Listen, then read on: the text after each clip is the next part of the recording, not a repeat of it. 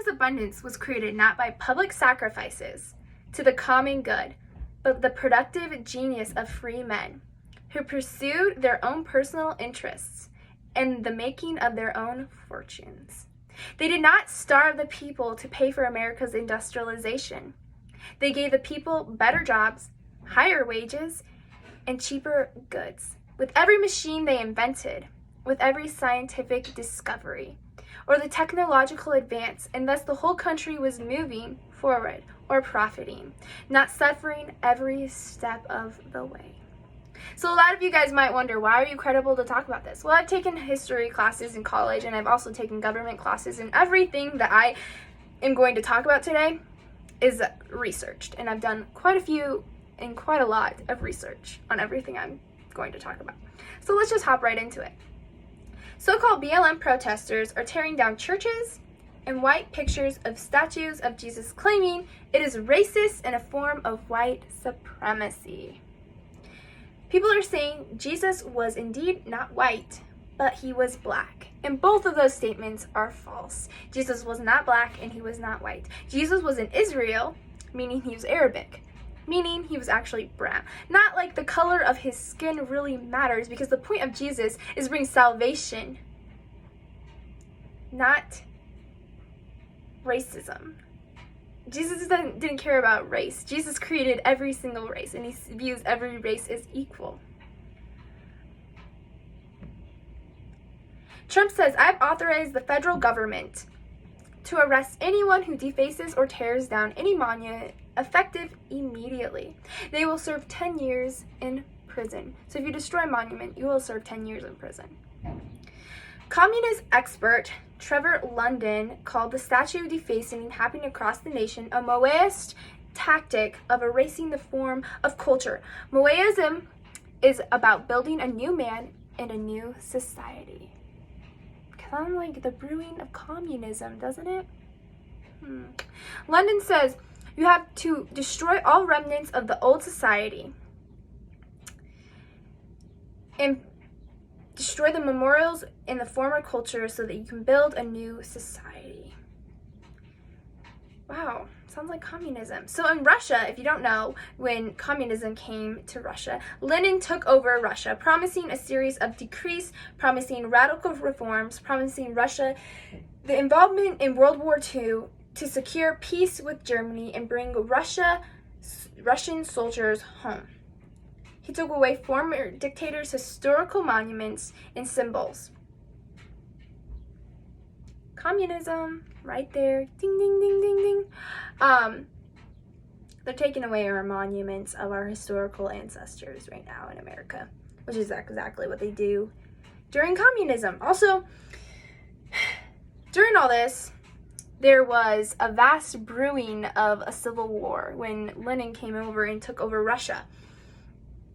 So the peasants actually did have a civil war, and 5 to 10 million of them died from the civil war.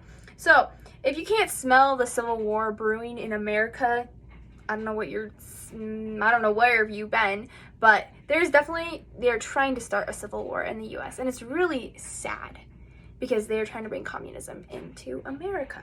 Wake up, guys, wake up. Communism is a political theory derived from Karl Marx, advocating class war and leading to a society in which property is publicly owned and each person works and is paid according to their abilities needed. So in Russia, when they took over communism, they took all the rich people and all the landowners' money and property and they gave it to the poor people, which is exactly what they're doing in the US right now. They're trying to take rich people's money and give it to minorities and poor people. Exactly what they did in Russia. Exactly what they. If you were a strong advocate for taxing rich people more, you should go look up the Reaganism. It's a really good thing. I will do a video about it, but it proves that taking away and taxing rich people does not work. So, in Jamestown, they tried to do communism too.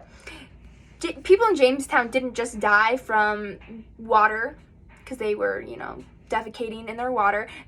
they didn't just die from that and they were starving to death, but they also died from the thing called laziness. So in Jamestown, if you didn't know, a lot of those people that came to Jamestown were actually very rich, and they thought they were gonna, dig and find all this gold, and they ended up not being able to do that. And they were very lazy people. So one person out of 50 would go out and work, and they had a store.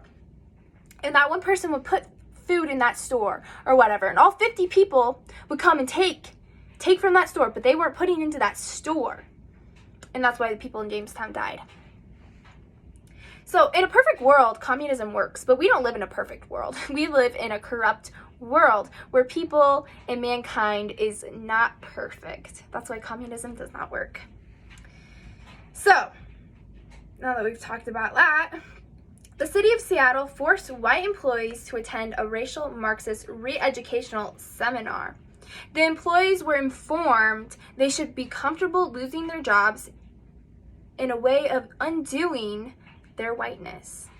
They encouraged the white employees to practice self-talk that affirms the complicity in racism. This is undoing their whiteness. They were told to let go of any comfort, guaranteed physical safety, social status, and relationships with other white people. They were told to isolate themselves from other white people who are angry. I don't know about you guys, but it kind of sounds like they're going to start sending white people to concentration camps, which is kind of what Hitler did to Jews. Something to think about. I like Mark Twain's saying where it says, "Truth is stranger than fiction." Some of the things going on in our society and our culture right now is like, what? That's really happening. But truth is stranger than fiction, my friends. So Jessica Dottie Whitaker was shot by a so-called BLM protester. And yes, they were a protester. They claimed to be a protester for saying all lives matter. So Jessica Whitaker and this protester were talking. They got into an argument and walked off separately. The protester turned around, shot Jessica Whitaker in the head, and ran off. This happened in Austin, Texas on July 5th. Truth is stranger than fiction, right? Protesters. She had a 3-year-old son, and now the 3-year-old son is left without a mother. So there's a fund for Jessica Whitaker's son, if you want to support that. On June 22nd, Trump tweeted, "We voted in person during World War I and World War II with no problem. But how are they using COVID in order to cheat by using mail-ins?" There are 13 states in lawsuit over mail-in voting right now. The concern right now is any foreign country can print up tens to thousands of counterfeit ballots, and it would be hard to tell which ones were false and which ones were not. Talking about the media and being full of lies and manipulations, Section 230, this is just proves my point, by the way. Section 230 of Communications Decency Act of piece of legislation passed in 1996 that provides a legal shield for the internet. It states, "No provider or user an interactive computer service shall be treated as a publisher of speaker for information and provided by the other information content provider." So they have no illicit accountability for what they say. So you don't know if they're saying false things and you don't know if they're saying true things because they have no illicit accountability. Trump just signed an executive order last year that pushes hospitals to publicly disclose the actual cost of services. So I did a paper on this last semester in my government class about how there needs to be more,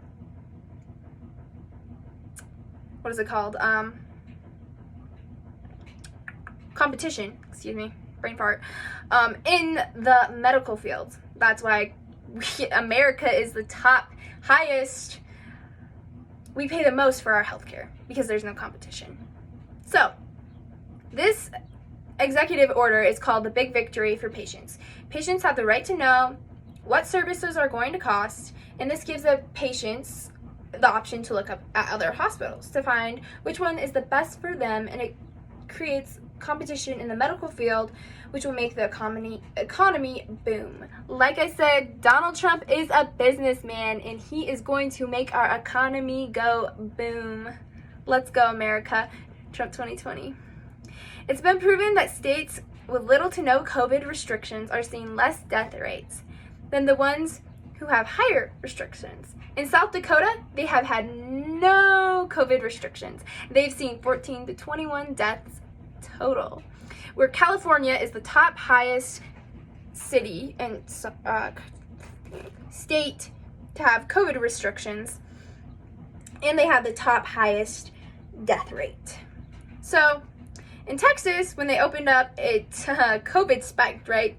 All COVID, a lot of people got COVID, which proves that the lockdowns are not working because more people are getting COVID. So the lockdowns literally did nothing. But ever since April, COVID deaths have been decreasing. Yes, people are getting it, but the deaths are decreasing. So I'd also like to bring up one more point before the end of my video, that people think slavery still exists in the U.S. And I do not believe that. I will state why I don't believe that in a minute. The only kind of slavery in the U.S. there is sex trafficking. Over 1 million children every year across the world go missing from sex trafficking. If you didn't know that, look it up. But that's why I'm so proud of Donald Trump, because he is building the wall, which is going to help people not be able to do that as easily because they won't be able to get back and forth with sex trafficking.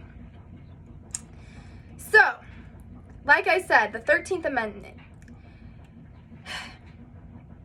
it reads, neither slavery nor involuntary servitude except as a punishment for crime, whereof the party shall have been duly convicted, shall exist within the U.S. or any place subject to their jurisdiction. That's what the 13th Amendment says. So, here's the thing about slavery and being a criminal. When you are a criminal, you have the choice to break the law and to not break the law. And when you break the law, you can lose your right to vote. You can lose your right to own a gun. And you don't necessarily lose your right to have a good job, but you're less likely to get a good job, right?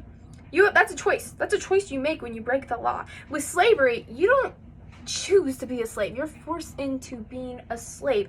Also, one thing about jail and prison, you get paid 23 cents an hour and 93 cents an hour. So, it's very minimum wage, but it's not prison. Or it's not slavery, excuse me. Also, prisoners get treated better than people do in nursing homes. Prisoners are allowed to go to college while they are in prison. Also, they have really good food, and all that money that goes to prisons literally comes out of your tax dollars and my tax dollars. So, prisoners get treated better than people in nursing homes, which is really sad, because shouldn't we take care of our old people before we take care of nursing homes? Also, someone brought up the point that criminals who are unjustly convicted. So, this is facts. Go look at these statistics up. So 1% of prisoners are wrongfully convicted. That means 2.3 million criminals. Out of 2.3 million criminals in the U.S., 20,000 of them are unjustly convicted. Out of 2.3 million. 1%. That's why we have the saying, innocent until proven guilty. You have to be proven guilty before you are convicted of a crime. That's all I have for you guys. Thank you so much for watching.